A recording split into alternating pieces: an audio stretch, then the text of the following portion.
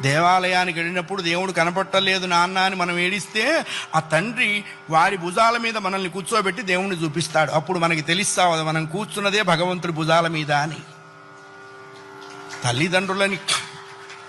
తల్లిదండ్రులకి గుళ్ళు కట్టించక్కర్లేదు, కట్టించిన గుళ్ళ ముందు వాళ్ళని కూర్చోబెట్టకుండా ఉంటే చాలు.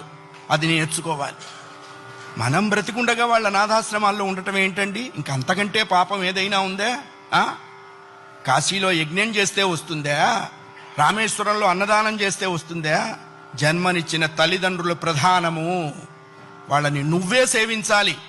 భగవంతుని సేవించకపోయినా నష్టం లేదు, బోల్డు మంది ఉన్నారు.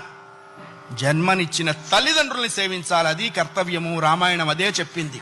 అయ్యా, ఆ అభిప్రాయం లేనివాడు పశువు అనకూడదన్నారండి. పశువులు పోటీకి వచ్చినాయి, మమ్మల్ని ఆ వాడితో పోలుస్తావా అని. అంతకంటే నీచుడు.